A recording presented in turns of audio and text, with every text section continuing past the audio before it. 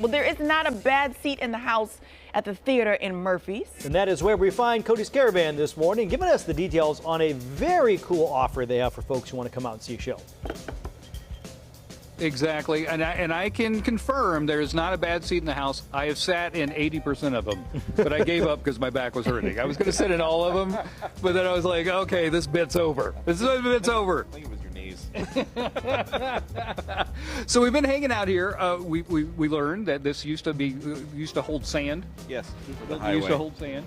They converted it into this theater. The community got together and said it's so important to have theater in our town. So everybody got together and they built this palace. I think it's amazing. It is.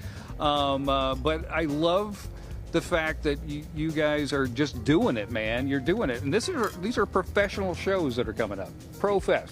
Yes. I mean, Murphy's Creek Theater was founded in 1994, and since the very beginning, the original founders, Mark and Terry Wilson and Graham Greene, were determined to make it professional and grow a professional theater company here in the Motherlode, and we've always paid everybody. So it's always been kind of that model.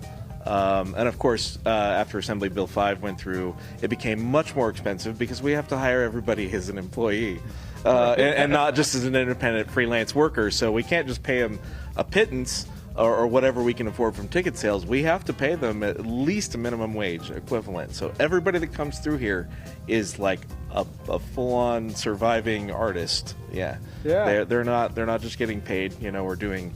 They're capable of volunteering their time, but I have yet to encounter anybody that wants to do that. And he would love it because he's the only full-time dude here. He's doing everything. Like when you call the theater, you get him.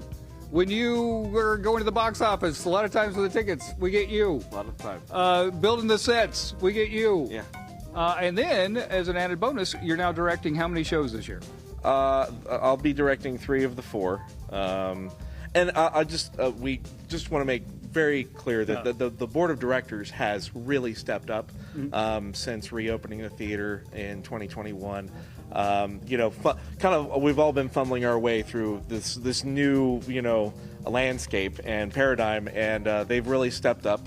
And we've, had some people come in, some very talented people come onto the board, and they've been there to support me. So I'm not alone. I can't do it all by myself. That would be impossible. And I really want to say thank you to the board.